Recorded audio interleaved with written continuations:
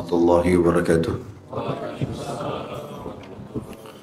Alhamdulillah, tidak pernah berhenti kita memuji Sang Pencipta Allah atas segala nikmat yang dilimpahkan kepada kita. Dan juga selanjutnya kita panjatkan salawat dan taslim kepada Nabi besar Muhammad sallallahu alaihi wasallam sebagaimana Allah telah perintahkan kita untuk mengucapkan itu. Melanjutkan pasal terakhir dari kitab kita Minhajul Muslim, yaitu masalah perbudakan. Sudah saya kasih gambaran pada pertemuan sebelumnya, kalau perbudakan ini bukan pertama kali dibahas dalam Islam. Sebelum kita, perbudakan itu banyak sekali, bahkan tidak berperi kemanusiaan.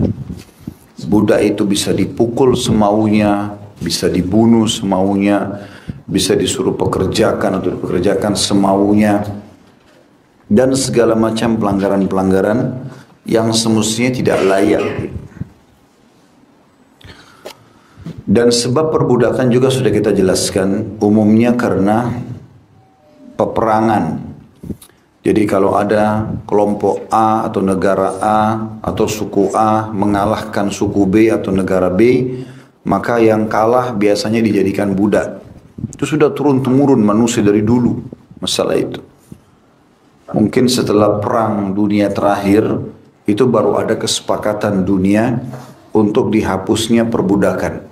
Sebelumnya perbudakan masih sangat kental. Kalau teman-teman baca di Google, ketik saja perbudakan di masa awal-awal Amerika, kita akan baca banyak sekali itu. Bahkan banyak sekali di antara muslimin dari wilayah Afrika yang diperbudakkan oleh tentara-tentara Prancis, ya, Eropa yang masuk ke Afrika, kemudian menjual mereka ke Amerika. Dan itu perlakuannya sangat luar biasa. Dipukul, ya disiksa, ya segala macam perbuatan perbudakan yang tidak masuk akal.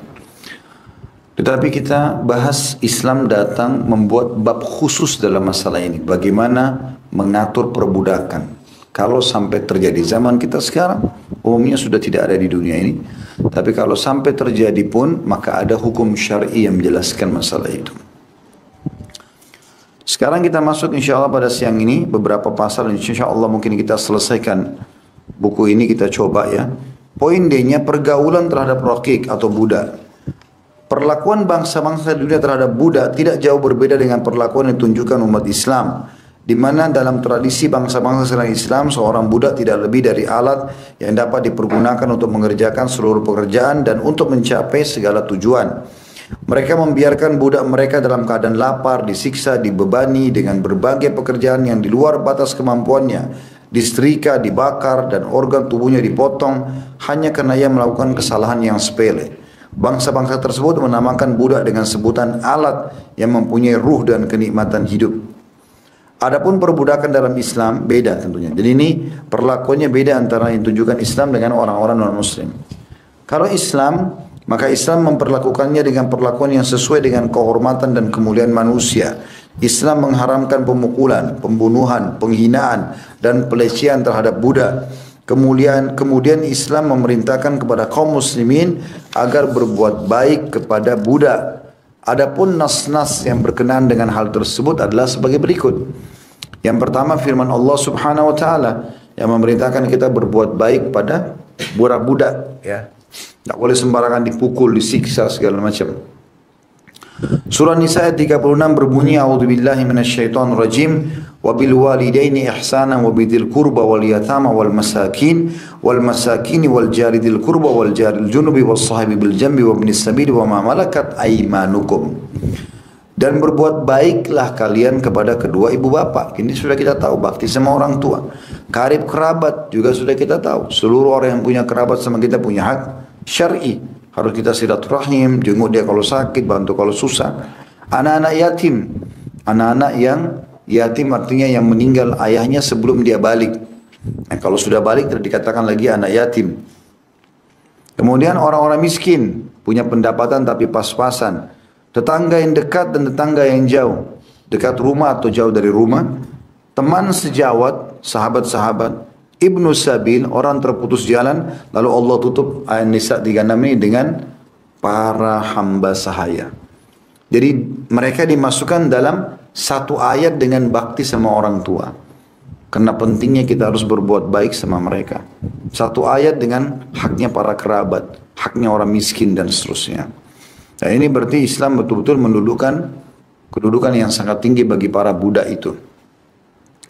Yang kedua sabda Rasulullah SAW, hum ikhwanukum wa khawalukum ja'alahumullahu tahta aidikum. Faman kana akhuhu tahta yadihi falyut'imhu mimma ya'kul wal yulbishu mimma yalbas. Wala tukallifuhum ma yaglibuhum fa in kallaftumuhum fa'inuhum alaihi. Mereka para budak itu adalah saudara-saudaramu dan pelayan-pelayanmu. Nabi SAW mulai dengan saudara-saudara sebelum pelayan. Mereka boleh kita suruh kerja, tapi mereka saudara-saudara kalian. Di mana Allah telah menjadikan mereka berada di bawah kekuasaanmu. Barang siapa yang saudaranya berada di bawah kekuasaannya, hendaklah ia memberinya makan dengan makanan seperti yang ia makan, memberinya pakaian dengan pakaian seperti yang ia pakai, dan janganlah kamu membebani mereka dengan beban yang tidak sanggup mereka pikul. Dan jika kamu membebani mereka dengan pekerjaan, maka bantulah mereka dalam mengerjakannya. Ini sikap Islam terhadap budak. Kalau mau dipekerjakan, tidak boleh lewat dari kemampuannya. Tidak boleh dipukul, tidak boleh dihina. Kalaupun kita suruh pekerjaan dan dia tidak mampu, bantu dia. Hadis ini hadis sahih riwayat Muslim nomor 1661. Juga sabda Nabi SAW yang masyhur, dan ini sudah kita bacakan tadi hadisnya, man latama mamlukahu aw darabahu fakaffaratuhu an yu'tiqah. Barang siapa yang menampar budaknya atau memukulnya, maka kafarahnya sebagai denda supaya dia diampuni sama Allah, dia harus memerdekakan budak itu. Hadis sahih riwayat Muslim nomor 1657. Ya, jadi ini sudah jelas, dua riwayat ini menekankan tidak ada kezaliman terhadap para budak, harus berbuat baik sama mereka. Di samping hal tersebut, Islam menganjurkan untuk memerdekakan budak yang dikuatkan oleh beberapa hal berikut ini. Yang pertama, Islam menjadikan kemerdekaan budak sebagai kafara atau penebus pembunuhan karena keliru dan beberapa pelanggaran seperti tolak, zihar. Tahu zihar ya? Tolak tahu? Hah? Kenapa lemes ini? Puasa semua? Masya Allah. Talak, perceraian, zihar tahu nggak? Hah? Apa zihar? Sudah pernah kita pelajari dulu. Jadi kalau laki-laki bilang sama istrinya, kau seperti ibu saya, ya, itu namanya zihar, nggak boleh. Biar teman-teman di sini istrinya sudah tua, sudah nenek-nenek, nggak boleh bilang kau seperti ibu saya. Isyarat seakan-akan dia tidak mau gauli istrinya, karena dia mereka bukan ibu kita. Kalau kita ceraikan selesai, tiga bulan masa indah, sudah bukan istri lagi, bukan mahram lagi, gitu kan? Maka itu namanya ada kafara zihar. Kalau ada orang mengatakan pada istrinya begitu lalu dia mau kembali, dendanya dia harus bebasin budak dulu. Kemudian ada juga orang tidak menunaikan sumpah.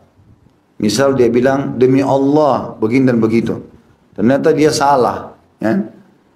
Maka dendanya adalah bebasin budak atau puasa 3 hari berturut-turut atau berikan makan 10 orang miskin. Juga orang menodai kesucian bulan Ramadan dikarenakan tidak puasa di siang harinya. Ini sudah saya ceritakan tadi. Kalau orang berhubungan biologis di siang hari Ramadan kemudian batal, ya, dia sengaja bergaul, tidak ada udzur syar'inya, maka di sini kena denda, bebasin budak, puasa atau puasa 2 bulan berturut-turut, atau kalau tidak bisa dia memberikan makan 60 orang miskin. Ya.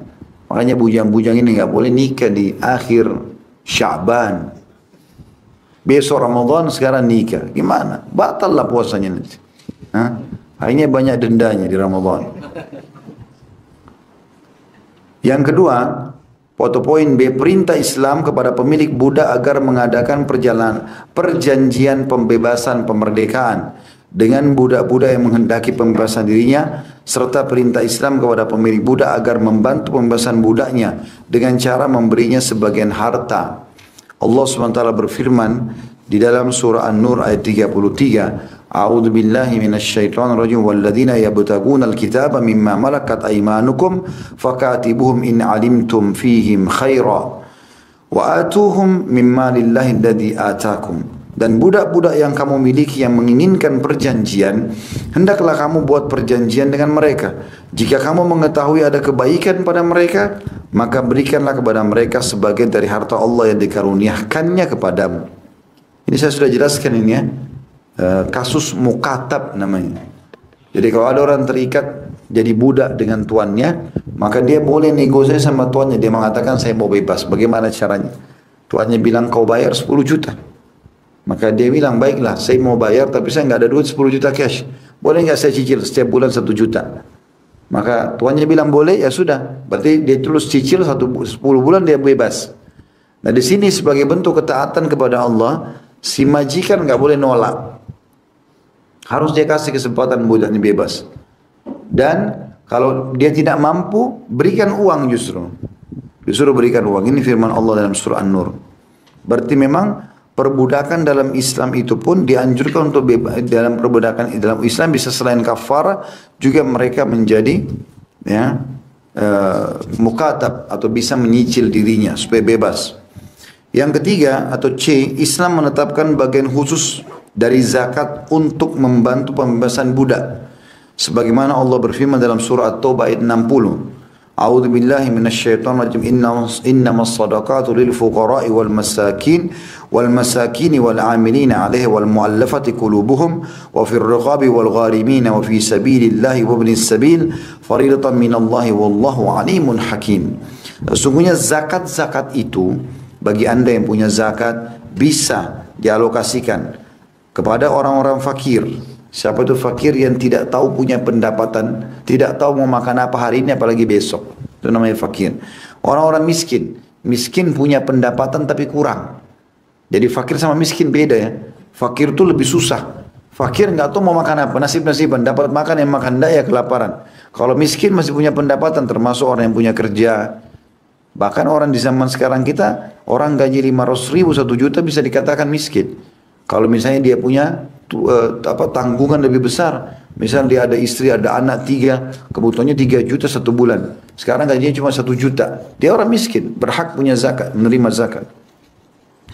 Yang ketiga, pengurus-pengurus zakat atau amil zakat, kayak para lembaga-lembaga zakat sekarang, amil zakat dan seterusnya, mereka boleh kasih gaji pegawainya dari uang zakat itu. Kemudian para mu'allaf yang dibujuk hatinya, atau orang yang baru masuk Islam, atau orang yang masuk Islam walaupun sudah lama tapi belum terbina secara Islam. Kemudian yang kelima adalah memerdekakan budak.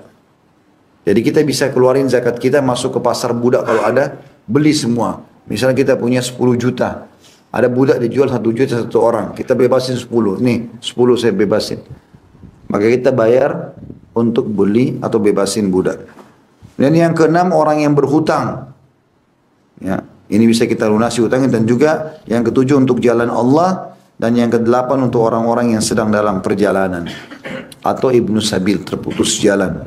Sebagai suatu ketetapan yang diwajibkan Allah. Dan Allah maha mengetahui lagi maha bijaksana. Jadi begitu luar biasanya Islam yang menyuruh memerdekakan budak. Jadi mereka bisa bayar bisa dijadikan kafarah pembersih dosa kita dari pelanggaran pada Allah SWT tadi, misalnya membunuh yang salah atau berhubungan biologis siang hari Ramadan ya, atau sumpah yang salah dan seterusnya.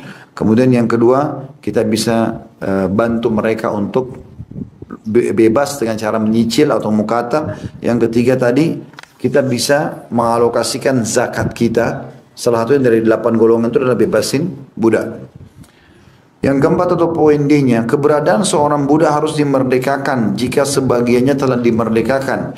Karena jika seorang muslim memerdekakan suatu bagian pada salah satu budak, maka ia diperintahkan supaya menaksir bagiannya yang masih tersisa. Kemudian dihargakan dengan uang, lalu uangnya itu diberikan kepada pemilik yang lainnya. Selanjutnya budak tersebut dimerdekakan. Jadi kalau misal ada budak dijual di pasar harganya 10 juta. Saya sama teman saya partner. ayo kita sama-sama 5 juta beli budak ini. Maka budak ini dibagi 2 harinya, waktunya. Sehari dengan teman saya, sehari sama saya bekerja. Gitu kan. Seperti itulah. Ini kepemilikan maksudnya diduakan. Nah kalau misalnya saya bebasin budak saya, udah hak saya yang setengah saya anggap bebas. Maka teman saya wajib membebaskan juga. Sebagai bentuk kasih sayang Islam kepada budak tersebut. Ini dimaksud sini. Sesuai dengan atau berdasarkan sabda Rasulullah SAW, man a'taqa syirkan lahu fi abdin fakana lahu ma yablughu thaman al-abdi kuwima alaihi qimat al-adli fa'a'ta syuraka'ahu khisasahum wa utiqa alaihi al-abd. Barang siapa yang memerdekakan atau dalam kurung saham persekutuannya dalam kepemilikan satu budak, dia mempunyai uang seharga budak tersebut, maka hendaklah budak tersebut ditaksir dengan harga yang adil, kemudian ia membayarkan sisa saham kepada para sekutu yang lainnya, selanjutnya budak itu dimerdekakan. Hadis ini diriwayatkan oleh Bukhari nomor 2522, Muslim 1501. Jadi bisa saya, misalnya hak tadi budak dibeli 10 juta, hak saya 5 juta sudah saya maafin, bebas budak ini. Tinggal teman saya yang satu, dia belum mau bebasin. Kalau saya punya duit, saya bebasin. Sebagai bentuk sedekah. Ini 5 juta, ambillah kamu, biarin dia bebas. Atau dia membebaskan budak itu. Sebagai motivasi dalam Islam untuk bebasin budak. Yang kelima atau Islam memperbolehkan menggauli budak-budak wanita. Dengan tujuan supaya kelak mereka menjadi ibu dari anak-anak yang dikandungnya. Lalu mereka dimerdekakan karenanya. Berdasarkan sabda Rasulullah SAW, ayyuma amatin waladat min sayyidiha fahiyya hurratun ba'da mautih. Budak wanita manapun yang melahirkan anak dari tuannya, maka ia merdeka setelah kematian tuannya. Diriwayatkan di Ibnu Majah nomor 2515, Hakim jadi 2 halaman 23. Dikatakan di situ riwayat ini sebenarnya lemah, tetapi meskipun lemah akan tapi jumhur ulama mengamalkan hadis tersebut. Maria Kiptia dimerdekakan setelah melahirkan putranya Ibrahim, putra Rasulullah sallallahu alaihi wasallam. Tapi ini cuma berlaku tuan laki-laki kepada budak perempuannya, tidak terlaku sebaliknya. Tidak boleh majikan perempuan bergaul dengan budak laki-lakinya, gitu kan? Sebagaimana ini sudah dijelaskan dalam beberapa riwayat. Tapi di sini kalau laki-lakinya boleh. Tujuannya adalah untuk memberikan kedudukan pada budak wanita tersebut. Dan kalau dia hamil dari tuannya, maka kalau tuannya dia punya anak, tuannya nanti kalau meninggal dia bebas secara otomatis. Kalau tuannya tidak sempat bebaskan, gitu kan? Karena anak itu sudah cukup untuk menjadi sebab pembebasan dia kalau ayahnya anak itu meninggal. Seperti itulah. Yang selanjutnya yang ketujuh atau poin F adalah Islam telah menetapkan kafara memukul budak. Kalau ada orang sengaja pukul budak dengan memerdekakannya. Sesuai dengan sabda Nabi SAW, man daraba gulaman lau haddan lam ya'tihi aw latamahu fa inna kafaratu an yu'tiqah. Barang siapa yang memukul sahaya miliknya atau menamparnya sebagai hukuman atas apa yang tidak pernah dilakukannya, maka kafaranya adalah memerdekakannya. Hadis ini riwayat Ahmad nomor 5031, Abu Dawud, Tirmidzi dan Ibnu Majah, dan hadis ini hadis sahih. Yang terakhir yang ke-8 di sini adalah Islam menjadikan kemerdekaan seorang budak semata-mata karena memiliki hubungan keluarga dengan pemiliknya. Hal tersebut berdasarkan sabda Rasulullah SAW, man malaka dha rahimin mahramin fahuwa hur.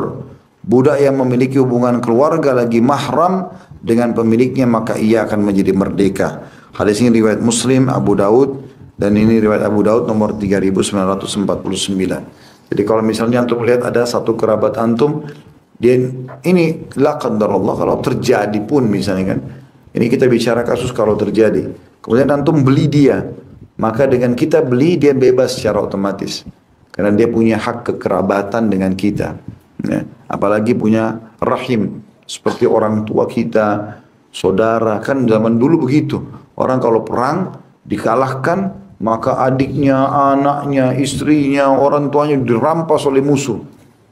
Maka di sini dalam Islam kalau dia sampai terjadi itu, dia kalau temukan di pasar budak dia beli atau dia tebus, maka secara otomatis bebas karena hak kekerabatannya.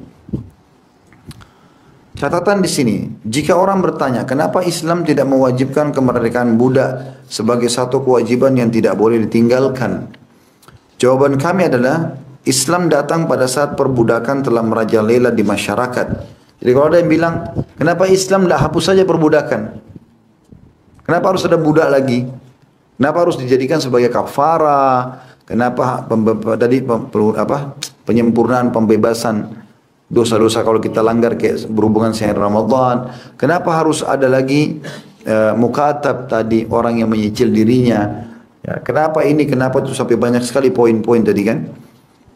Kenapa harus ada ini kalau orang bertanya? Maka jawaban kami, kata Syekh Abu Bakar Al-Jazair rahimahullah, Islam datang pada saat perbudakan telah merajalela di masyarakat, sehingga tidak tepat jika syariat Allah yang adil dan yang diturunkan dengan tujuan untuk memelihara jiwa, kehormatan dan harta manusia mewajibkan manusia supaya meninggalkan hartanya sekaligus.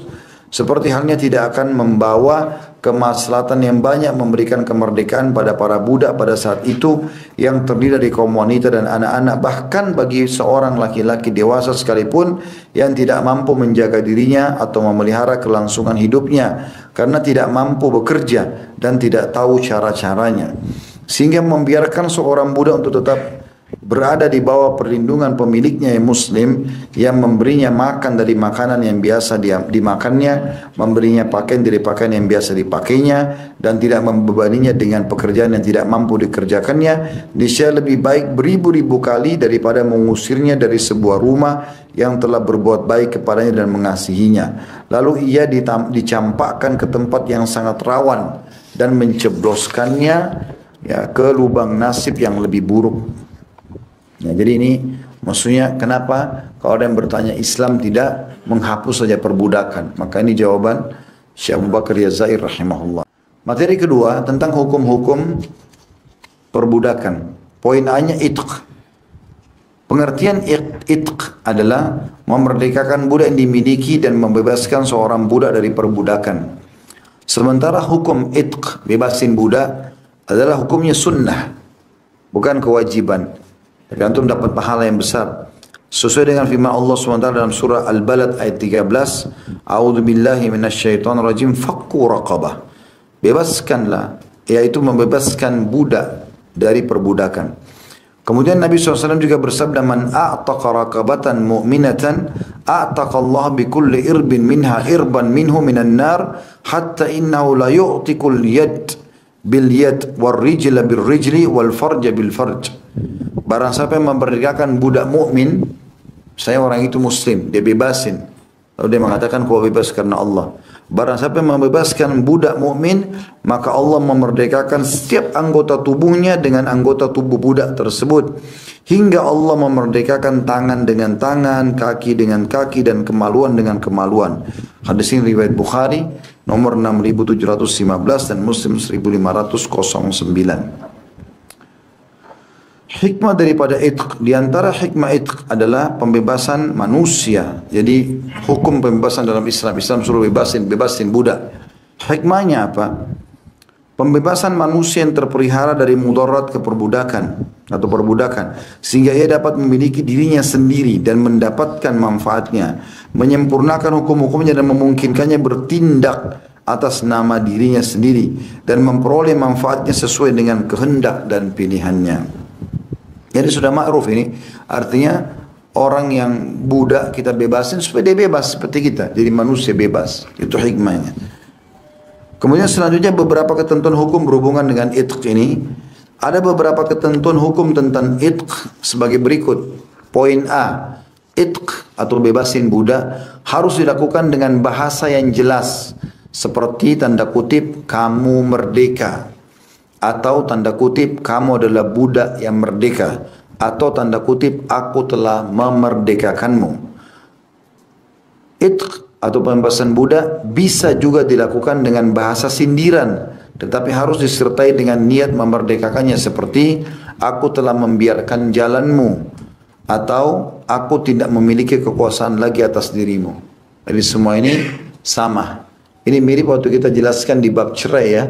Kalau ada teman-teman hadir sini yang sempat ikuti bab talak dulu, kalau ada suami yang bilang, kau saya ceraikan, bahasa jelas, jatuh talak itu. Atau bahasa sindiran, kau pulang aja ke rumah orang tuamu, saya sudah tidak mau sama kau. Niat dalam hati cerai, jatuh talaknya. Kalau dia cuma niat, suruh pulang, tidak niat cerai, nggak jatuh tolak. Bahasa sindirannya. Tapi kalau bahasanya jelas cerai, maka jatuhlah tolak gitu. Poin B-nya, itq atau pembebasan budak sah dilakukan oleh orang yang dibolehkan mengelola hartanya, yaitu orang yang berakal, balik dan dewasa. Dengan demikian tidak sah memerdekakan budak yang dilakukan oleh seorang yang gila, anak kecil atau orang boros yang terkena hajir. Karena mereka itu termasuk orang-orang yang tidak diperbolehkan mengelola hartanya. Tahu hajir ya? Kita jelaskan pertemuan yang lalu itu. Ya, orang yang diboikot karena dia banyak utangnya. Jadi kalau ada orang usahanya maju terus tiba-tiba bangkrut, utangnya banyak. Asetnya ini bisa berimbang sama utangnya atau malah lebih sedikit. Nah, ini nggak boleh dibiarkan dia kelola. Pemerintah harus tahan segera asetnya dia. Ya, dibiarkan ditahan untuk membantu melunasi utang-utangnya. Kalau dibiarkan sama dia nanti dia pikir ya sudahlah sekalian saya dipenjara. Misal dia habisin foya-foya hartanya. Orang yang kena hajir namanya. Dihajar, diboikot. Ini pernah kita jelaskan ya. Jadi kalau orang yang mau bebasin budak itu harus orang yang berakal, bukan orang gila berarti. Kalau ada orang gila dulunya sebelum dia gila dia punya budak, sekarang dia gila dia bilang kau bebas, kau bebas. Ini nggak jadi bebasan itu karena dianggap orang gila nggak sah. Anak kecil belum balik dan orang boros yang terkena hajir di sini ya. Poin C-nya, jika seorang budak dimiliki oleh 2 orang atau lebih, kemudian salah seorang sekutu memerdekakan bagiannya atas budak tersebut, maka bagian sisanya harus ditaksir jika orang tersebut adalah orang yang dilapangkan rezekinya atau orang kaya. Maksudnya orang yang bebasin itu. Tadi saya kasih contoh, saya sama teman saya sama-sama beli satu budak 10 juta rupiah. Saya 5 juta, dia 5 juta. Tapi saya merasa kesian sama budak ini, saya bebasin. Udah hak saya bebas nih, 5 juta. Tinggal teman saya. Sekarang hukum syar'inya saya dianjurkan dalam Islam untuk mencari pahala sekaligus saya tebus haknya teman saya. Kalau saya punya 5 juta nih, bebasin. Bebasin dia ini saya bayar. Atau dianya dianjurkan membebaskan di sini. Saya ulangi, jika seorang budak dimiliki oleh 2 orang atau lebih, kemudian salah seorang sekutu memerdekakan bagiannya atas budak tersebut, maka bagian sisanya harus ditaksir jika orang tersebut yang bebasin awal adalah orang yang dilapangkan rezekinya atau kaya. Ada footnote nomor 1792, kalau cetakannya seperti saya di bawah, ukuran kelapangan rezeki di sini adalah memiliki kelebihan makanan sehari semalam dan kebutuhan pokok lainnya berupa pakaian dan rumah. Kemudian budak yang menjadi milik bersama itu dibebaskan. Jika orang bersangkutan tidak memungkinkan, maka yang dibebaskan dari budak tersebut adalah bagian yang ia bebaskan saja. Berdasarkan sabda Rasulullah SAW, "Man a'taqa syirkan lahu fi abdin, fakana ma'ahu ma yablughu thaman al-abdi kuwima alaihi qimat al-adl, wa utiya syuraka'uhu khisasahum, wa utiqa jami'ul abdi, wa illa utika minhu ma utiq." Barang siapa yang memerdekakan saham persekutuannya dalam satu budak dan ia mempunyai uang seharga budak itu, saya tadi bebasin, saya bisa tebus lagi sisa hak teman saya, maka budak tersebut harus ditaksir dengan harga yang adil, lalu orang tersebut memberikan uang kepada para sekutunya yang lain. Selanjutnya budak tersebut dimerdekakan. Jika dia tidak bisa demikian, maka tentu saja dia merdeka atau dimerdekakan dari budak tersebut apa yang ia merdekakan darinya saja atau haknya saja. Ada footnote di situ nomor 1793, kata beliau, sebagian ulama berpendapat bahwa seorang budak jika telah dimerdekakan sebagiannya dalam keadaan lapang rezeki dan sebagian lagi masih tetap, maka ia harus mengusahakan kemerdekaan dirinya secara utuh si budaknya. Dan jika ia telah berhasil mengumpulkan harta untuk menebus kemerdekaan dirinya yang sebagiannya lagi, maka ia harus memberikannya kepada tuannya sehingga ia pun menjadi merdeka. Sedangkan menurut pendapat yang kuat bahwa mengusahakan kemerdekaan bukanlah merupakan suatu kemestian bagi seorang budak, melainkan jika memungkinkan. Tapi jika tidak, maka hal itu bukan merupakan kemestian baginya. Ada khilaf antara ulama. Kalau tadi saya sama teman saya membeli satu budak 10 juta, saya bebasin hak saya, udah yang hak saya bebasin. Maka saya dianjurkan dalam Islam untuk mengejar pahala sisa, saya beli haknya sahamnya teman saya. Kalau 5 juta saya kasih, dia terima, alhamdulillah. Dia mau 6 juta, saya kasih 6 juta selama saya mampu. Kalau saya nggak mampu berarti cuma bebas dari budak itu setengah saja. yang saya miliki saja. Berarti punya teman saya masih punya hak setengah. Nah di sini budak itu khilaf di antara ulama. Ya, di antara ulama ada yang mengatakan dia semestinya budak itu berusaha bebasin dirinya sendiri dengan cara mukatab. Dia tadi cicil, gitu kan? Kalau teman-teman ikuti ceramah saya di YouTube tentang Salman Al-Farisi radhiyallahu anhu, beliau sempat menjadi budak di tangan salah satu Yahudi di Madinah. Dan Yahudi itu jahat sekali. Karena pada saat Salman ingin bebasin diri, dia minta berapa banyak pohon kurma. Saya lupa jumlahnya sekarang. Tapi banyak sekali waktu itu. 1000 ya. Terus kemudian dia tidak mampu. Maka dia sampaikan kepada Nabi SAW. Lalu Nabi iklankan di masjid. Gitu kan? Siapa yang mau bantu saudaranya, bantulah. Maka orang-orang pada nyumbang semua. Dan akhirnya, dan syaratnya lagi, pohon-pohon yang 1000 itu tidak boleh ada cacat. Harus semuanya bagus. Biasanya orang kalau lagi tanam, ya ada masalah gitu kan. Maka itu tidak boleh ada sama sekali yang masalah. Maka Nabi SAW ikut menancapkan buat Salman, akhirnya semuanya itu subur. Dan dia bebas dari keterbudakan. Itu berarti dia tebus dirinya. Dia berusaha menebus. Ini tadi yang disebutkan di footnote itu. Selanjutnya poin D-nya, barang siapa yang mengaitkan kemerdekaan seorang budak dengan satu syarat, maka budak tersebut dimerdekakan jika syarat tersebut telah terpenuhi. Dan jika syarat tersebut tidak terpenuhi, maka budak tersebut tidak merdeka. Jadi barang siapa yang berkata kepada budaknya, kamu merdeka jika istriku melahirkan anak laki-laki. Contoh saja. Jika istrinya melahirkan anak laki-laki, maka budak tersebut merdeka seketika itu juga. Nah, kecuali si pemilik tuan ini melepaskan budak dari syarat. Ya. Dan teman-teman, kalau kita punya budak, kita dianjurkan untuk melepaskan tanpa syarat. Itu pahalanya maksimal. Terus sudah kita jelaskan ya, di antara keutamanya Allah bebaskan tubuh kita dari api neraka. Bahkan tangan budak itu dibebaskan atau dibarterkan dengan tangan kita. Ya, kemudian kakinya sama kaki kita, kemaluannya sama kemaluan kita. Dia seluruh tubuhnya ini akan kita bebas dari api neraka karena kita bebasin dia. Makanya Talha bin Ubaidillah radhiyallahu anhu salah satu dari 10 orang sahabat jamin masuk surga itu setiap hari karena dia kaya raya pergi pasar budak beli 36, 30 budak bebasin tiap hari. Beli bebasin sebagai bentuk ibadah. Poin E-nya, barang siapa yang memiliki budak kemudian memerdekakan sebagiannya, maka sebagiannya lagi harus dimerdekakan. Hal itu dikarenakan keumuman sabda Rasulullah SAW, man a'taqa syirkan lahu fi abdin fakana lahu malun yablughu thaman al-abdi kuwima alaihi qimat al-adli fa'ata syuraka'ahu khisasahum wa ataqa alaihi al-abd. Barang siapa yang merdekakan atau saham persekutuan dalam satu budak dan ia mempunyai uang seharga hamba sahaya, maka hamba sahaya tersebut ditaksir dengan harga yang adil, lalu orang tersebut memberikan uang itu kepada sekutu lainnya, kemudian hamba sahaya tersebut dibebaskan. Sebagaimana juga tertera dalam hadis yang lalu, juga sabda Rasulullah SAW, man a'taqa shiqsan lahu fi mamlukin fa'alaihi khalasuhu fi mali. Barang siapa yang memerdekakan bagian dari seorang budak, maka ia harus mengeluarkan sebagian hartanya untuk memerdekakan bagian yang lainnya.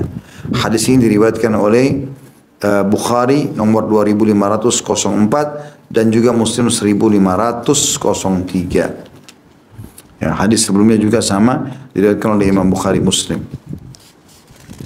Poin F-nya, barang siapa memerdekakan budak dalam sakitnya yang membawanya pada kematian, maka sepertiga dari budak tersebut dimerdekakan selama belum melampaui nilai sepertiga hartanya. Karena hal itu seperti wasiat, sedang wasiat tidak boleh lebih daripada sepertiga harta. Jadi kalau misalnya ada orang baru dia mau bilang, kau bebas. Dia mau bilang sama budaknya, dia sudah membahasakan tapi belum sempurna, mati dia. Atau dia mati pada saat dia baru ucapkan. Ya. Maka di sini, barang siapa memberikan budak dalam sakitnya, yang membawanya pada kematian, pas sudah mau menjelang ajal, maka yang bebas dari budak itu hanya sepertiga saja. Tidak bisa bebas semua. Pada saat dia masih sehat-sehatnya, dia mengatakan gua bebas semua utuh. Tapi kalau sudah mau meninggal, ini dianggap seperti wasiat. Dan wasiat harta orang mati hanya bisa berapa? Sepertiga maksimal. Makanya Nabi SAW mengatakan, Allah menjadikan dari harta kalian sepertiganya pada saat kalian meninggal untuk menambah amal soleh kalian. Ya kita bisa tulis wasiat, misalnya antum meninggalkan uang 900 juta. Antum sudah tahu nih, harta saya 900 juta. Antum tulis wasiat sebelum meninggal. Saya minta sepertiga harta saya dikasih ke pesantren ini, bangun masjid. Maka begitu antum meninggal, 300 jutanya, sepertiganya boleh disedekahkan. Untuk antum, si mayit, kita boleh berwasiat sepertiga harta kita, tapi tidak boleh lebih. Nggak boleh lebih dari sepertiga, ya. Poin B-nya tadbir. Tadi kan poin yang pertama itu masalah itq, budak disuruh bebasin. Sekarang ada poin lain berhubungan dengan perbudakan adalah tadbir. Tadbir adalah mengaitkan kemerdekaan seorang budak dengan kematian tuannya. Seperti pemilik budak berkata pada budaknya, kamu merdeka setelah kematianku. Jika pemilik budak tersebut meninggal dunia, maka budaknya merdeka. Ya. Ini disilakan dengan tadbir. Kalau tadi itq, pembebasan budak, itu dia masih hidup, dia bilang kau bebas. Tidak ada syaratnya. Silakan kau bebas saja karena Allah. Nah, kalau ini tadbir tidak. Kalau saya mati baru kau bebas. Hukum tadbir dalam Islam diperbolehkan. Kecuali jika seseorang tidak memiliki harta selain budak yang ditadbirkannya itu. Berdasarkan hadis yang diriwayatkan oleh Bukhari, nomor 6716 dan Muslim nomor 997 dari Jabir radhiyallahu anhu bahwa seseorang bermaksud memerdekakan budaknya setelah kematiannya, akan tetapi kemudian ia jatuh miskin sehingga Rasulullah SAW bersabda, siapakah yang bersedia membeli budak dariku? Kemudian budak itu dijual kepada Nuaim bin Abdullah seharga 800 dirham dan Rasulullah SAW memberikan hasil penjualannya kepada orang itu seraya bersabda, kamu lebih membutuhkannya daripada budakmu. Ya. Ini hukum tadbir, artinya dibolehkan. Tapi ini ada kasus terjadi di zaman Nabi, ya, yaitu ya, bahwa ada seseorang bermaksud memerdekakan budaknya setelah kematiannya. Dia maksudnya bilang, saya kalau mati kau bebas, gitu kan? Akan tetapi sebelum dia mati dia jatuh sakit, dia jatuh miskin. Dia sudah sepakat sama budaknya, kau kalau saya mati kau bebas ya. Tadi dia mampu, orang kaya. Tapi tiba-tiba sebelum dia meninggal dia jadi miskin. Dia nggak punya harta kecuali budaknya ini saja. Kan budak itu kan harta, bisa diperjualbelikan. Maka Rasulullah SAW melihat kasusnya orang ini. Orang ini kalau dia mati hari ini nggak ada lagi hartanya karena budaknya bebas. Ahli warisnya nggak dapat apa-apa. Maka Nabi SAW langsung mengiklankan di masjid sebagai pemerintah pada saat itu, siapa yang mau beli budak ini? Budaknya orang ini. Budak orang ini kebetulan dia tuannya sudah bilang kalau saya mati kau bebas. Sekarang dia belum mati tapi jadi miskin. Semua hartanya hilang. Dia butuh uang itu. Maka ada sahabat yang membeli dengan harga 800 dirham. Lalu Nabi SAW ambil, lalu Nabi berikan kepada orang ini sambil mengatakan kau lebih butuh ini daripada budakmu. Nanti kalau budakmu bebas, nanti kalau kau mati itu kau tidak butuh lagi itu. Sekarang kau butuh ini untuk pengobatan dirimu.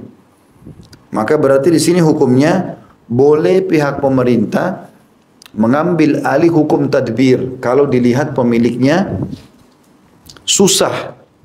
Ya, saya ulangi lagi, tadbir ini adalah tuan yang bilang sama hamba sahayanya atau budaknya, kalau saya mati kau bebas. Gitu kan? Ini hukumnya boleh dalam Islam. Kita karena mau kita minta selama hidup dia tetap jadi budak, bantu kita pada saat kita mati langsung bebas, gitu kan? Tapi ada hukum di sini, kalau terjadi seseorang sudah akad sama budaknya, kau akan bebas pada saat saya mati, ya. Kemudian ternyata dia jatuh miskin tiba-tiba, maka di sini tidak boleh, batal itu tadbirnya. Pemerintah setempat harus segera menjual budaknya pada orang yang mau beli, uangnya dikasih kepada orang yang bangkrut ini. Hikmah tadbir, artinya bolehnya orang mengatakan pada budaknya kalau saya mati kau bebas. Di antara hikmahnya adalah memberikan kemudahan kepada orang Islam, karena bisa jadi ia memiliki budak dan bermaksud memerdekakannya. Akan tapi yang melihat dirinya sangat membutuhkan bantuan budak tersebut, karena itu maka ia mentadbirnya. Maksudnya dia bilang nanti aja kau bebas kalau saya sudah mati. Dia juga mau pahala, tapi kalau dia bebasin sekarang tidak ada lagi orang yang bantu dia. Maka itu namanya, itulah hikmahnya kenapa Allah membiarkan ada hukum tadbir. Selama dia hidup ya sudah bantu saya dulu. Nanti kalau saya mati baru kau bebas, gitu kan. Dengan demikian maka ia memperoleh pahala memerdekakan budak. Kan memerdekakan budak bebas, besar sekali pahalanya tadi. Bahkan bisa menjadi penyebab kita selamat dari api neraka kan. Ditebus dengan badannya budak itu. Tangan sama tangan, kaki sama kaki, kemaluan sama kemaluan, tadi dalam hadis dikatakan begitu. Tapi orang ini dia mau bebasin budak, kalau dia bebasin tidak ada yang bantu dia. Mungkin dia sudah tua, dia sakit. Maka ada hukum tadbir. Artinya kau bebas nanti supaya saya juga kejar pahala bebasin budak, tapi pada saat saya meninggal ya, sehingga tetap bisa bantu dia selama jadi budaknya. Karena kalau sudah bebas nggak ada keterkaitan akad kerja, bebas dia boleh bekerja sama siapa, bebas sudah nggak ada lagi sama tuannya. Maka dia katakan dengan demikian maka ia memperoleh pahala memerdekakan budak tanpa kehilangan manfaat dari budaknya tersebut sepanjang hidupnya. Tetap bisa dipakai jasanya. Selanjutnya beberapa ketentuan hukum dengan atau berhubungan dengan tadbir. Adapun hukum-hukum tadbir adalah sebagai berikut. Poin A-nya, tadbir harus diucapkan. Misal, kamu merdeka ya, sepeninggalku, tanda kutip, atau tanda kutip yang lain, kamu merdeka setelah kematianku, atau tanda kutip, jika aku meninggal dunia maka kau merdeka, atau ucapan-ucapan lainnya yang setara dengan ucapan-ucapan tersebut. Poin B-nya, budak yang ditadbir boleh bebas setelah kematian majikannya, dimerdekakan setelah kematian pentadbirnya dengan ketentuan nilai budak tersebut adalah sepertiga dari harta pentadbirnya. Jika nilainya kurang dari atau sama dengan sepertiga, maka budak tersebut boleh dimerdekakan. Sedangkan jika tidak, maka budak tersebut dimerdekakan sesuai dengan kadar hartanya. Inilah pendapat yang dipegang jumhur ulama dari kalangan para sahabat, tabi'in dan para imam. Karena tadbir itu adalah perbuatan baik seperti layaknya wasiat. Sedang wasiat itu tidak boleh lebih dari sepertiga. Faham maksudnya ya? Jadi kalau misalnya ada orang bilang, saya bilang misalnya sama budak, kalau saya mati kau bebas. Gitu kan? Ini namanya tadbir kan tadi? Faham gak ini? Hah? Hidup ya? Dan saya bolak-balik jelasin tapi Oke. Saya bilang sama budak saya, kalau saya mati kau bebas. Kan tadbir. Nah, ini beda hukumnya dengan kalau saya tidak hubungkan dengan mati tadi. Saya cuma bilang masih hidup kau bebas karena Allah. Ini langsung bebas dengan sendirinya dia. Enggak ada sama sekali nilainya mau 1 miliar pun tetap dia bebas sudah. Dan itu pahalanya untuk bebasin saya dari api neraka, gitu kan? Tapi kalau tadbir, kau bebas kalau saya sudah mati, ini kalau betul-betul saya meninggal dunia, maka budak itu ditaksir dulu nilainya. Budak ini nilainya dia kalau dijual di pasar, orang seperti ini, zaman dulu orang nilai fisiknya, kalau dia masih muda, kekar, beda harganya dengan orang tua, kakek-kakek, atau anak kecil, beda nilainya. Karena yang kuat itu biasa dipakai jasanya untuk bekerja gitu kan. Maka kalau taksiran nilai budak ini kurang dari sepertiga harta saya, misal harta saya 900 juta, sepertiganya 300 juta kan. Kalau budak ini nilainya di bawah 300 juta, dia langsung bebas. Tapi kalau nilainya dia sepertiga harta saya atau lebih, nggak boleh dibebasin seluruhnya. Hanya bebas sesuai dengan kadar uang yang ada saja, nilainya saja. Paham ya? Oke, anggap faham. Ya. Dikatakan, saya ulangi poin B-nya, budak yang ditadbir mau dibebasin kalau tuannya merdeka, tuannya meninggal, dimerdekakan setelah kematian pentadbirnya, orang yang membebaskan dia, dengan ketentuan nilai budak tersebut adalah sepertiga dari harta pentadbirnya. Tadi saya kasih contoh, kalau harta saya meninggal 900 juta, sepertiganya yang boleh saya wasiatkan cuma 300 juta. Budak ini harus nilainya di bawah itu, baru dia bisa bebas. Kalau tidak, di sini dikatakan ya, harus senilai ya. Budak yang ditadbir dimerdekakan setelah kematian pentadbirnya dengan ketentuan nilai budak tersebut adalah sepertiga dari harta pentadbirnya. Jika nilainya kurang atau sama dengan sepertiga, maka budak tersebut boleh dimerdekakan. Sedangkan jika tidak, maka budak tersebut dimerdekakan sesuai dengan kadar hartanya.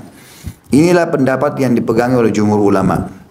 Oke, poin C-nya, jika tadbir dikaitkan dengan satu syarat, maka hal itu diperbolehkan. Jika syarat tersebut terpenuhi maka budak menjadi merdeka. Sedangkan jika tidak terpenuhi maka budak tidak jadi merdeka. Sesuai dengan sabda Nabi SAW, al-mu'minuna ala syurutihim. Orang-orang mukmin harus menepati persyaratan yang telah mereka sepakati.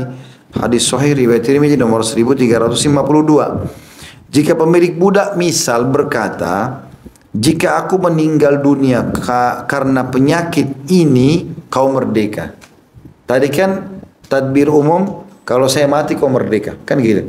Kalau ada dia kasih syarat, kalau saya meninggal karena penyakit demam misalnya, baru kau bebas. Misal contoh, dia kasih syarat penyakit demam. Artinya kalau dia meninggal selain demam nggak boleh bebas. Kan itu. Ini contoh saja. Jadi jika pemilik budak berkata, jika aku meninggal dunia karena penyakit ini, maka kau merdeka. Jika pemilik budak itu meninggal karena penyakit tersebut, demam misalnya tadi, maka budaknya menjadi merdeka. Tapi jika pemiliknya tidak kunjung meninggal dunia, maka budak tersebut tidak menjadi merdeka. Atau meninggal bukan karena demam tadi. Poin D, budak yang ditadbir boleh dijual. Ada footnote nomor 1797. Para ulama berbeda pendapat dalam masalah ini. Pendapat yang sahih adalah budak yang telah ditadbir tidak boleh dijual. Kecuali karena dibutuhkan, misalnya untuk membayar utang dan sejenisnya. Jadi hilaf di antara ulama. Sekarang kalau antum terlanjur bilang, kalau dia bilang sama budaknya, kalau saya meninggal kau bebas.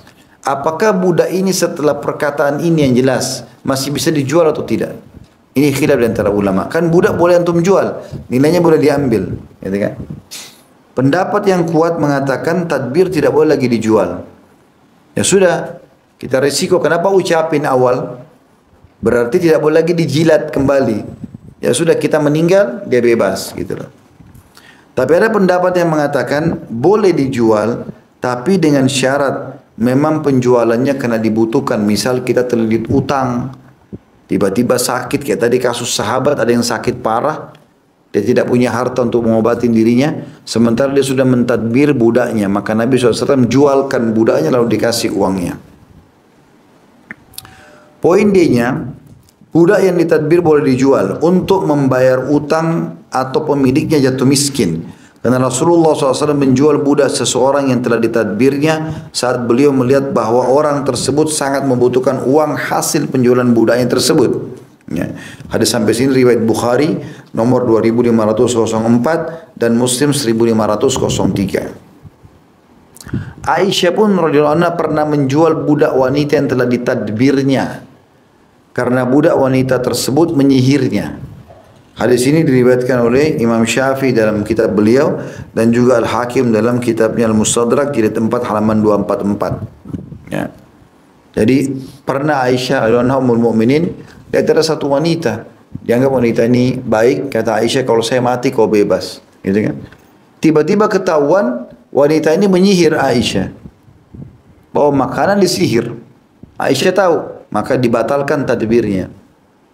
Dibatalkan karena orang ini berbuat jahat. Artinya kalau budak yang sudah kita tadbir ternyata bermaksiat kepada Allah, kan umumnya orang bilang kalau saya mati kau bebas, mungkin karena budaknya itu orang baik, dia tahu ini ahli ibadah, gitu kan? Maka dia bilang nanti kalau sudah saya meninggal kau bisa beribadah segala macam.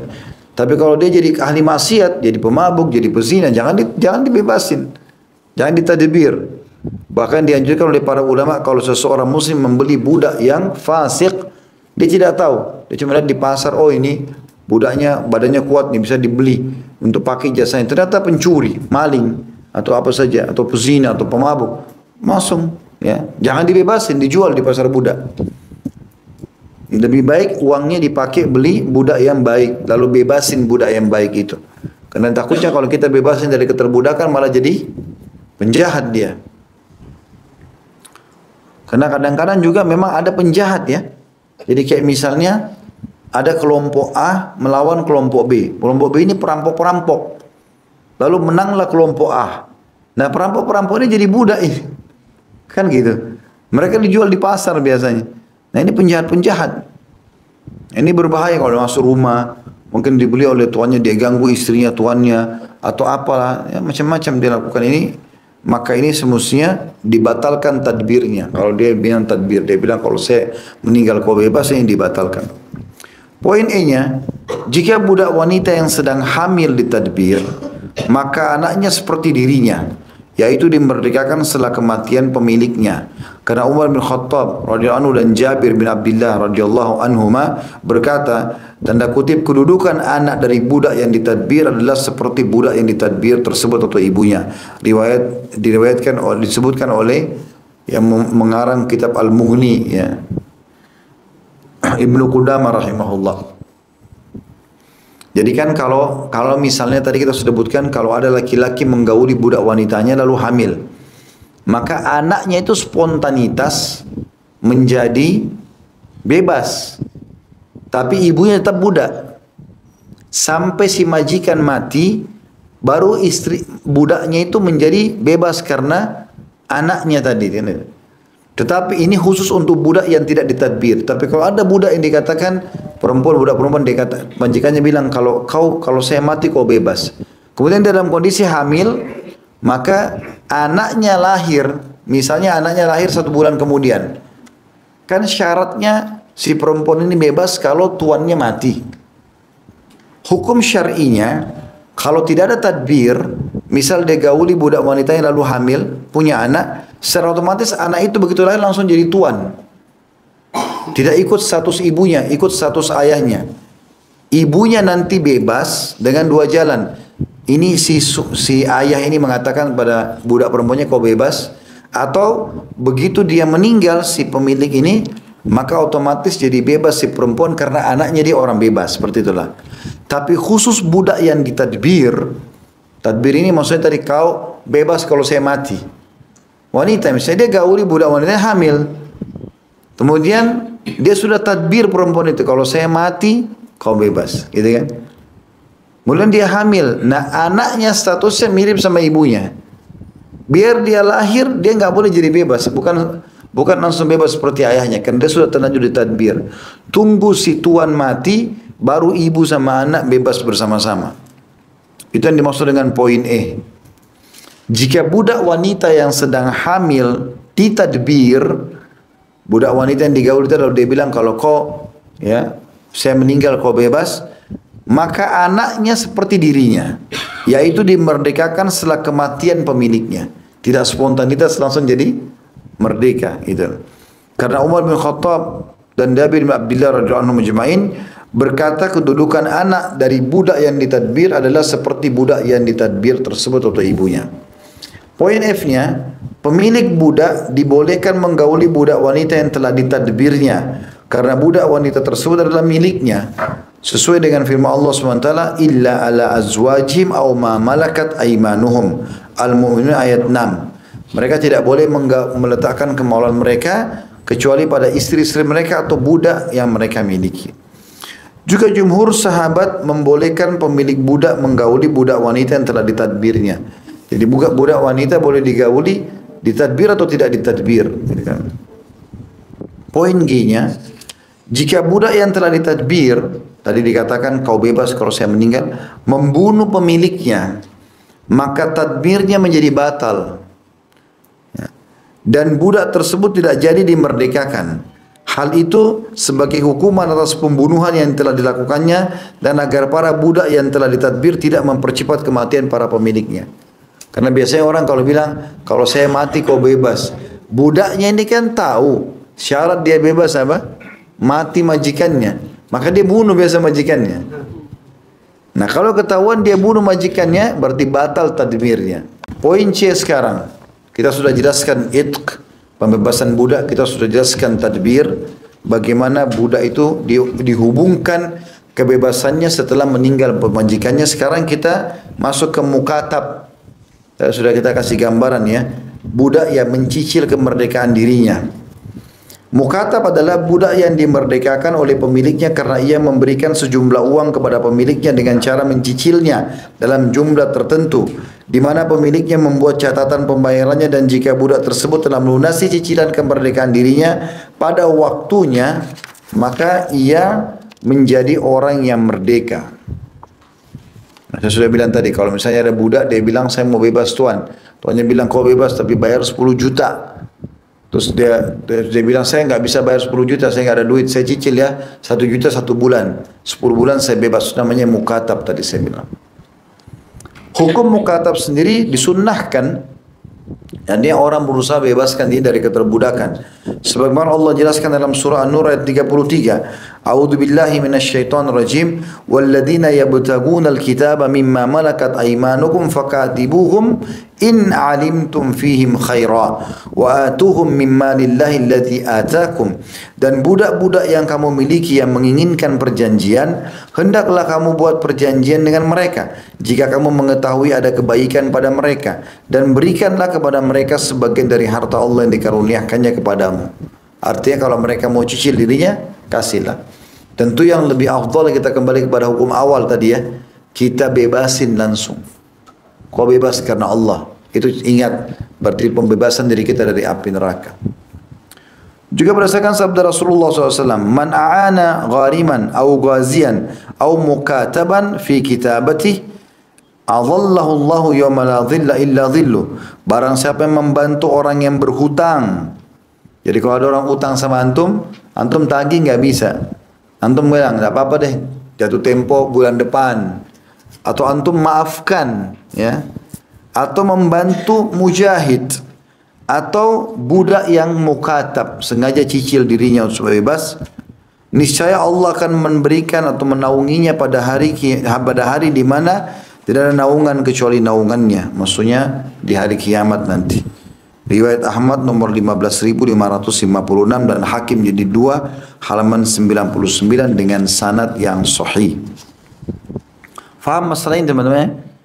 Ada kan hadis yang lain mengatakan 7 golongan yang Allah naungi, tidak ada naungan kecuali naungannya kan hari kiamat kan. Imam yang adil, ya anak muda yang tumbuh dalam ketaatan Allah, 2 orang yang saling mencintai karena Allah berkumpul karena berpisah karenanya, orang yang terikat hatinya dengan masjid, orang yang diajak berzina dengan perempuan yang punya kedudukan dan kekayaan, kecantikan dan kekayaan, tetapi dia nolak mengatakan saya takut kepada Allah, orang yang berinfak dengan tangan kanan sampai tangan kiri nggak tahu, orang yang menangis sendirian mengingat Allah SWT. Ini semua 7 golongan dapat naungan Allah hari kiamat. Orang lagi kepanasan di mahsyar, mereka selamat. Ternyata bukan cuma 7, tambah lagi di sini. Hadis ini menjelaskan.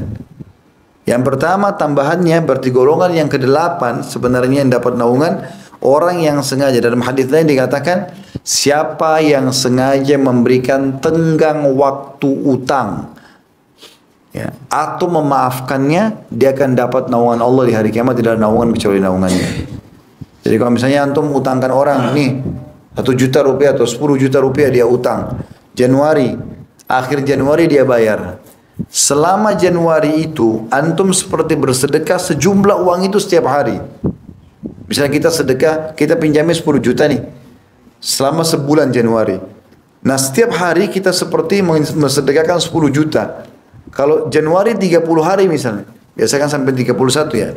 Anggap 30 hari misalnya, berarti 10 juta kali 30, berarti 300 juta. Antum seperti bersedekah 300 juta hanya dengan pinjamin uang 10 juta.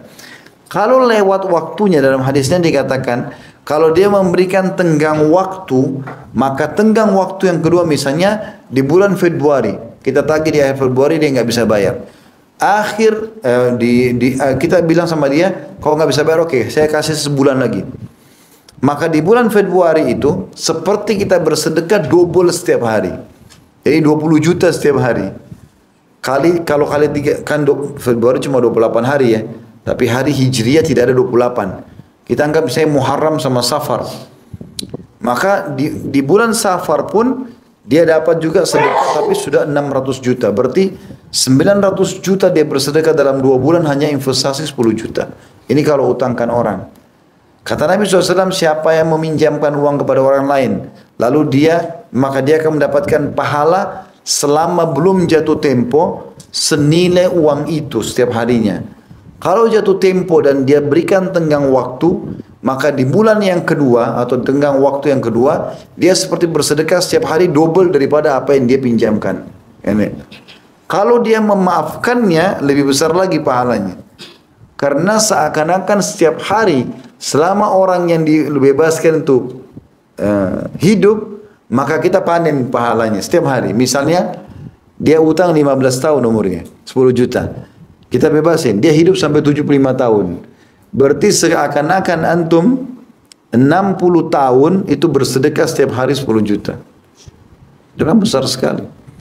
Maka teman-teman ini membebaskan utangnya orang luar biasa kan. Ini karena orang tidak sadar masalah itu. Dia pikir nggak usahlah, saya sedekah umum saja. Padahal ini pahalanya besar. Selain sedekah tiap hari sejumlah itu, juga dia dapat naungan Allah pada hari kiamat. Sebagaimana para mujahid juga kalau ditolong begitu, budak mukatab pun begitu. Beberapa hukum ketentuan berhubungan dengan masalah mukatab. Yang pertama, poin A-nya adalah mukatab itu merdeka pada akhir pembayaran cicilan pembebasan dirinya. Misalnya 1 juta sebulan, 10 bulan dia lunas kalau 10 juta. Berarti walaupun tinggal 1 bulan atau 1 hari pembayaran terakhir dia belum bayar, maka belum bebas. Ya. B. Status mukatab tetap sebagai budak, di mana hukum-hukumnya tetap tentang perbudakan berlaku terhadap dirinya, kendati pembayaran dirinya hanya tersisa 1 dirham lagi. Hanya tersisa 1 dirham. Berdasarkan pendapat sebagian besar para sahabat dan berdasarkan hadis yang telah diriwayatkan Amr bin Shu'aib dari bapaknya dari kakeknya radhiyallahu anhu majma'in, bahwasanya Rasulullah SAW bersabda, al-mukatabu abdun ma baqi alaihi dirham. Mukatab itu tetap menjadi budak selama pembayarannya masih tersisa meskipun hanya 1 dirham. Hadis riwayat Abu Daud nomor 3926, Baihaqi jilid 10 halaman 324 dengan sanad yang baik. Poin C, pemilik mukatab ya, wajib membantu mukatabnya. Tuan yang punya budak yang mau nyicil dirinya, tuannya ini wajib membantu mukatabnya, budak yang sedang nyicil dirinya, dengan memberinya harta seperti dengan membebaskan 1/4 dari hasil cicilan atau sejenisnya sebagai bantuan kemerdekaan mukatabnya. Jadi misalnya dia bilang saya mau bebas tuan, kita bilang baik, kau bebas dengan 10 juta rupiah. Dia bilang saya cicil setiap bulan 1 juta ya. Di sini anjuran dalam Islam adalah kita sebagai tuannya membantu dia. Bantu, bilang oke, dari 10 juta nggak usah deh, 5 juta aja misalnya. Nah, lebih bagus lagi kalau kita mengatakan kamu nggak usah bayar, kau bebas karena Allah, itu jauh lebih baik. Sebagaimana Allah sebutkan dalam surah An-Nur ayat 33, A'udzubillahi minasyaitonirrajim, wa atuhum mimmalillahi alladzi atakum, dan berikanlah kepada mereka sebagian dari harta Allah yang dikaruniakan kepadamu. Pemilik mukatab boleh memberikan bantuannya itu secara kontan atau mengurangi harga cicilan mukatabnya tersebut. Poin D, jika mukatab bersegera dalam melunasi utang cicilan kemerdekaan dirinya sehingga hanya dengan sekali atau 2 kali bayar, maka pemilik mukatab tersebut harus menerimanya kecuali jika mendatangkan mudarat bagi pemiliknya. Maka pemilik mukatab tidak harus menerimanya sebagaimana telah dijelaskan dalam sebuah riwayat dari Umar radhiyallahu anhu. Ini riwayatkan Ibnu Qudamah tersebut dalam kitab Al-Mughni. Baik, jadi di sini kalau misalnya tadi sepakat mukatab ini kepada tuannya, saya akan cicil diri saya. Saya mau bebas, kata tuannya kau bayar 10 juta. Saya cuma bisa cicil 1 juta sebulan. Oke, tidak masalah. Tiba-tiba budaknya dapat keuntungan dari bapak, dia kerja apa segala macam, dia berhasil kumpulan 10 juta, lalu dia bayar di bulan pertama. Di sini tuannya harus menerimanya. Kecuali dalam satu keadaan memang dasarnya budaknya fasik. Ya. Misal uang yang dia ambil untuk lunasi dirinya dari perampokan, dari apa, tuannya punya hak untuk tidak memberikan itu. Poin E-nya, jika pemilik mukatab meninggal dunia sebelum mukatab melunasi cicilan kemerdekaan dirinya, maka mukatab tersebut harus melunasinya dan menyerahkan sisa uang cicilan kemerdekaan dirinya kepada ahli waris pemiliknya. Sedangkan jika mukatab tidak sanggup melunasi sisa cicilan pembayaran kemerdekaan dirinya, maka ia menjadi budak dari ahli waris pemilik yang telah meninggal dunia tersebut. Ya. Poin F-nya, pemilik mukatab tidak boleh melarang mukatabnya bepergian atau bekerja, tetapi ia boleh melarang mukatabnya menikah. Berdasarkan sabda Rasulullah SAW, ayyuma abdin tazawwaja bighairi idni mawalihi fahuwa ahir. Budak manapun yang menikah tanpa seizin pemiliknya maka ia dihukumi sebagai pezina. Riwayat Imam Ahmad nomor 13.800. Ya. Jadi jelas poin ini ya. Jadi dia tuannya tidak boleh menahan atau melarang mukatabnya bepergian selama bukan maksiat atau bekerja. Misal dia lagi cicil dirinya kepada kita tapi dia mau kerja di toko sana, dia mau kerja di pabrik sana, itu bebas, terserah dia. Yang boleh ditahan adalah menikah. Tapi ini pun ulama masih membahasnya. Kalau dia menahan budaknya menikah hanya karena khawatir kalau menikah tidak bisa cicil dirinya misalnya, maka itu boleh. Tapi kalau hanya karena hawa nafsu, dia nggak mau budaknya menikah karena dia merasa jengkel kenapa dia cicil dirinya segala macam, ini nggak boleh. Hukumnya si tuannya malah berdosa di sini. Poin G-nya, pemilik mukatab wanita tidak dibolehkan menggauli mukatabnya karena perjanjian pelunasan kemerdekaan dirinya membuatnya tidak dapat memanfaatkannya. Sedangkan hubungan seksual adalah pemanfaatan yang tidak diperkenankan dengan adanya perjanjian pelunasan kemerdekaan budak tersebut. Ini pendapat jumhur ulama. Tapi kalau jasa lain boleh ya. Jadi sementara dia mukatab, dia cicil dirinya, tetap dia boleh kita pakai, suruh kerja ini, suruh kerja itu, ya, selama bukan maksiat. Tapi khusus budak wanita kan tadinya boleh digauli. Tapi kalau dia sudah mukatab, dia sudah cicil dirinya, mulai semenjak dia cicil walaupun baru 1 dirham, nggak boleh lagi digauli oleh tuannya. Poin hanya, jika mukatab tidak mampu melunasi cicilan dari pembayaran kemerdekaan dirinya sampai datang waktu cicilan berikutnya, misal Januari dia belum bayar, sudah datang Februari, gitu kan? Maka pemiliknya boleh mengembalikannya menjadi budak seperti keadaan sebelumnya. Berdasarkan keterangan dituturkan oleh Ali radhiyallahu anhu, mukatab tidak dikembalikan menjadi budak sehingga menunggak 2 kali pembayaran. Kalau sudah 2 kali dia tunggak, dia nggak bayar, ya sudah kau kembali budak, itulah. Gak bisa lagi dia harus buat akad baru lah istilahnya, ya. Tanda kutip, anak mukatab wanita dimerdekakan bersama budaknya atau dimerdekakan bersama ibunya. Jika ibunya telah melunasi cicilan kemerdekaan dirinya, maka ia pun dihukumi telah merdeka. Sedangkan jika ibunya tidak mampu melunasi cicilan pembayaran kemerdekaan dirinya, maka ia dikembalikan menjadi budak lagi termasuk anaknya. Aturan ini berlaku baik mukatab wanita tersebut hamil pada saat membuat perjanjian kemerdekaan dirinya atau hamil setelah itu. Ini pendapat jumhur ulama. Jadi anaknya bisa bebas bersama dia kalau dia berhasil melunasi cicilannya. Poin J-nya dan ini yang terakhir di bahasan masalah mukatab. Jika mukatab tidak mampu melunasi uang cicilan pembayaran kemerdekaan dirinya dan dia mempunyai uang, maka uang tersebut menjadi milik pemiliknya, maksudnya majikannya dia. Kecuali jika uang tersebut adalah hasil pemberian zakat, maka uang tersebut harus diberikan kepada orang-orang fakir dan orang-orang miskin, karena mereka lebih berhak menerimanya daripada pemilik mukatab yang kaya.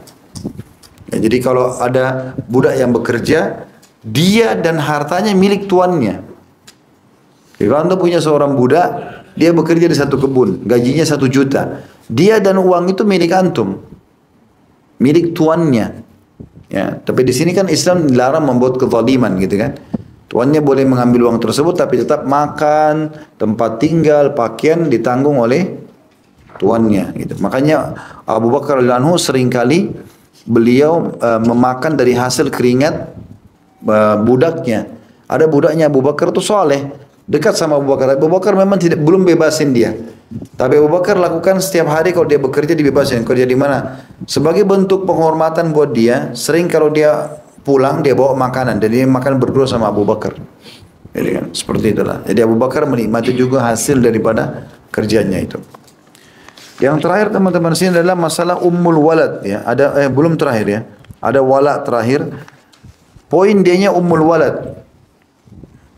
Ummul walad ialah budak wanita yang digauli pemiliknya dan melahirkan anak darinya, baik laki-laki ataupun perempuan.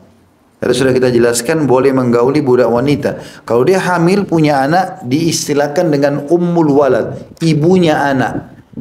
Anak ini karena anak tuannya. Anak itu secara otomatis bebas seperti ayahnya. Tapi perempuan itu tidak bebas kecuali si tuannya membebaskan atau tuannya meninggal dunia. Gitu. Hukum menggauli ummul walad. Pemilik budak wanita boleh menggauli budak wanitanya, dan jika budak wanita tersebut melahirkan anak, maka ia menjadi ibu dari anaknya tersebut berdasarkan firman Allah Subhanahu wa taala dalam surah Al-Ma'arij ayat 29 sampai 30. A'udzu billahi minasyaitonir rajim walladzina hum li furujihim hafizun illa ala azwajihim aw ma malakat aymanuhum fa innahum ghairu malumin. Dan orang-orang yang memelihara kemaluannya tidak boleh berzina kecuali terhadap istri-istri mereka atau budak-budak yang mereka miliki. Maka sesungguhnya mereka dalam hal itu tidak tercela. Juga dikarenakan Rasulullah SAW menggauli Maria Al-Qibtiyah. Ini seorang budak wanita yang dikirim dari Mesir oleh Raja Mesir pada saat ditawarkan Islam ya. Kemudian ia melahirkan Ibrahim. Lalu beliau SAW bersabda, "A'taqaha waladuha." Maria telah dimerdekakan oleh anaknya. Hadis ini diriwayatkan Ibnu Majah nomor 2516. Juga kemudian Nabi Ibrahim alaihissalam juga menggauli Hajar. Kemudian ia melahirkan Nabi Ismail alaihissalatu wassalam. Hikmah menggauli budak wanita. Di antara hikmah menggauli budak wanita adalah sebagai berikut. Poin A, ungkapan kasih sayang terhadap budak wanita dengan memenuhi kebutuhan syahwatnya. B, menjadikannya sebagai ummul walad atau ibu anak nanti yang bebas yang akan merdeka dengan kematian pemiliknya. Poin C-nya, dengan digauli oleh pemiliknya, maka pemilik budak wanita tersebut akan semakin peduli kepada budak wanitanya itu dengan memperhatikan kebersihannya, pakaiannya, kamar tidurnya, makanannya, dan lain-lain. Poin D-nya, memberikan kemudahan kepada orang Islam karena bisa jadi ia tidak mampu menikahi wanita merdeka, makanya diberikan kemudahan dengan dibolehkan menggauli budak wanitanya untuk meringankannya dan sebagai ungkapan kasih sayang terhadapnya. Angka 4 di situ beberapa ketentuan hukum berhubungan dengan ummul walad. Yang pertama, ummul walad sama seperti budak wanita lainnya dalam hal pelayanannya, hubungan seksualnya, kemerdekaan dirinya, batasan auratnya dan pernikahannya. Akan tapi ummul walad tidak boleh dijual karena Rasulullah SAW telah melarang penjualan ummul walad. Hadis ini riwayat Imam Malik. Hal itu dikarenakan bahwa penjualan ummul walad bertentangan dengan kemerdekaan dirinya kelak sepeninggal pemiliknya. Jadi kalau ada budak digauli oleh tuannya, hamil, punya anak, pada saat lahir anak majikannya sudah nggak boleh lagi dijual. Dia udah tetap budak, boleh atau dibebasin atau nanti dia bebas setelah tuannya meninggal. Tapi tidak boleh dijual lagi seperti budak yang lain. Tapi hukumnya adalah hukum tetap budak. Ya. Poin B-nya, ummul walad dimerdekakan dengan kematian pemiliknya berdasarkan sabda Rasulullah SAW, ayyuma amatin waladat min sayyidiha fahiya hurratun min duburi minhu. Budak wanita manapun yang melahirkan anak dari pemiliknya atau tuannya, maka ia dimerdekakan setelah kematian pemiliknya atau tuannya tersebut. Riwayat Ibnu Majah nomor 2516. Poin C-nya, budak wanita tetap dihukumi ummul walad meskipun dia mengalami keguguran. Jika hal itu terjadi setelah janinnya sempurna penciptaannya dan bentuknya bisa dibedakan, karena Umar radhiyallahu anhu berkata, jika budak wanita melahirkan anak dari pemiliknya, maka ia dimerdekakan meskipun mengalami keguguran. Hadis ini disebutkan oleh Ibnu Qudamah atau pengarang buku Al-Mughni. Kalau ini lebih ringan berarti ya. Kan tadi kalau anaknya sempat lahir, maka ditunggu dulu tuannya. Ya, tuannya meninggal baru dia bebas. Kalau ini dianggap dia tetap dimerdekakan. Maaf, hukumnya sama sebenarnya sih. Sama kalau dia misalnya anaknya pun tidak lahir tapi sudah 4 bulan, sudah ada ruhnya, kemudian keguguran, tetap berarti hukumnya dia ummul walad. Artinya majikannya mati, ya dia tetap merdeka walaupun anaknya tidak ada. Poin D, tidak ada perbedaan dalam memerdekakan ummul walad apakah ia muslimah atau kafirah. Sebagian ulama berpendapat bahwa seorang budak wanita yang kafir tidak dimerdekakan, tapi keumuman dalil menghendaki kemerdekaan budak wanita, baik ia muslim ataupun kafirah. Inilah pendapat jumhur ulama. Jadi masalah pembebasannya. Poin E-nya, jika ummul walad itu dimerdekakan setelah kematian pemiliknya, maka harta milik ummul walad menjadi milik ahli waris pemiliknya. Karena ummul walad adalah budak sebelum kematian pemiliknya, dan seperti diketahui bahwa pendapatan budak itu menjadi milik pemiliknya. Jadi ini hukum tersendiri ya. Jadi kalau misalnya ada perempuan digauli oleh majikannya hamil punya anak, kan dia akan merdeka kalau tuannya mati. Tapi di sini harta dia walaupun dia bebas miliknya ahli waris, masuk dalam warisan. Karena sebenarnya dia sama hartanya milik tuannya tadi. Dianya bebas ya gitu. Poin F, jika pemilik ummul walad meninggal dunia maka ummul walad harus menunggu 1 kali haid karena ia keluar dari kepemilikan pemiliknya dan berubah menjadi wanita merdeka. Jadi supaya dia bebas, dia kan sudah bebas sekarang, dia boleh nikah sama laki-laki, ya karena dia sudah bebas. Di sini dia harus tunggu minimal 1 kali haid. Poin terakhir, poin E, masalah wala. Apa itu wala? Wala adalah kekerabatan karena seseorang memerdekakan budak. Wala ini artinya selama kita masih hidup kita bilang kau bebas karena Allah. Maka kita di sini menjadi ahli warisnya budak itu. Ya. Kalau kita bebasin dia karena Allah, selain kita dapat keutamaan bebas dari api neraka, di dunia kita menjadi ahli warisnya budak itu. Misal kalau dia meninggal, kita bebasin hari ini. 10 tahun kemudian dia jadi kaya raya, dia meninggal. Salah satu ahli warisnya adalah tuannya yang pernah bebasin dia. Namanya hukum wala. Ya. Pengertian wala adalah kekerabatan karena seseorang memerdekakan budak. Jadi barang siapa yang memerdekakan budak dengan cara apapun, maka ia menjadi kerabat budak tersebut. Jika budak yang telah dimerdekakannya itu meninggal dunia dan ia tidak memiliki ahli waris dari nasabnya, maka orang yang telah memerdekakannya dan kerabatnya menjadi ahli warisnya. Hal itu berdasarkan sabda Rasulullah SAW, innamal wala'u liman a'taq. Sesungguhnya wala itu, jadi disilakan dengan maula namanya. Kalau teman-teman pernah baca hadis, banyak riwayat hadis, riwayat Bukhari, riwayat Imam Malik dalam kitab Muwatta, riwayat Imam Muslim, ada namanya sanad emas.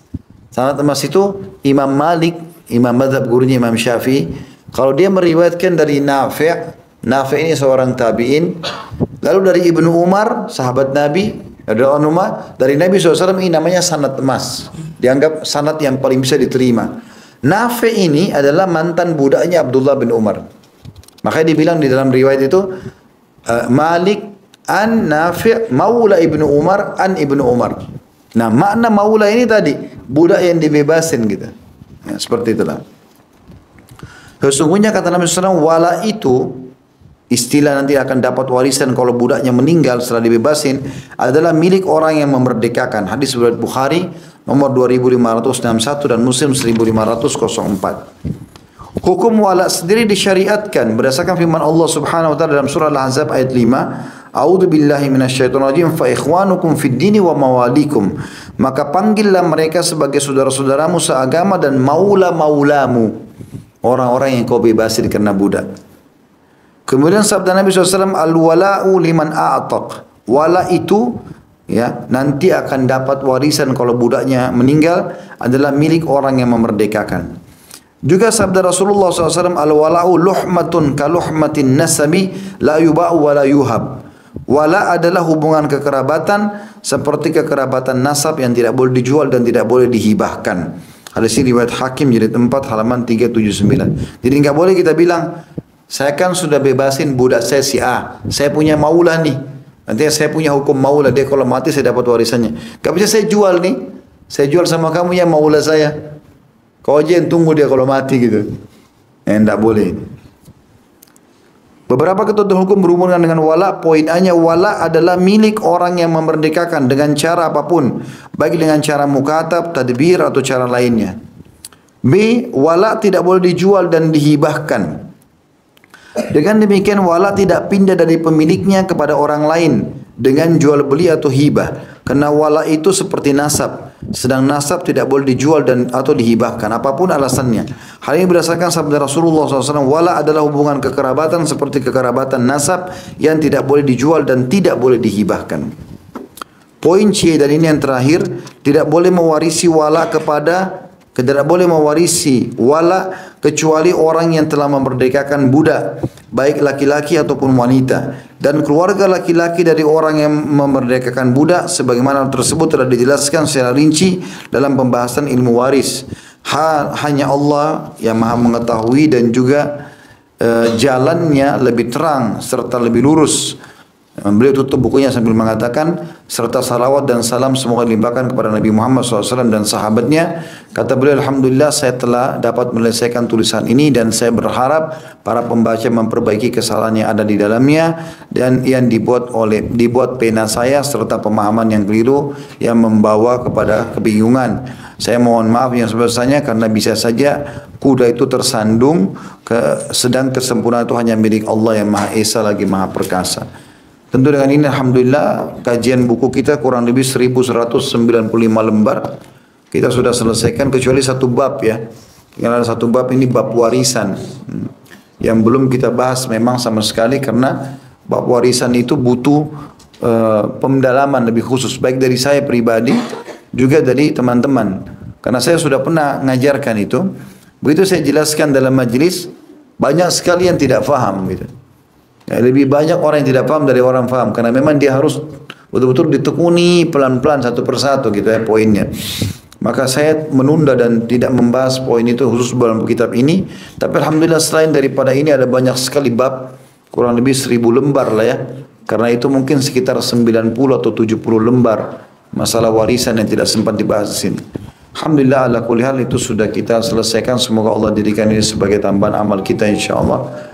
Baik, begitu saja insyaAllah mudah-mudahan bermanfaat. Subhanakallahumma bihamdika asyhadu an la ilaha illa anta astaghfiruka wa atubu ilaik. Wassalamualaikum warahmatullahi wabarakatuh.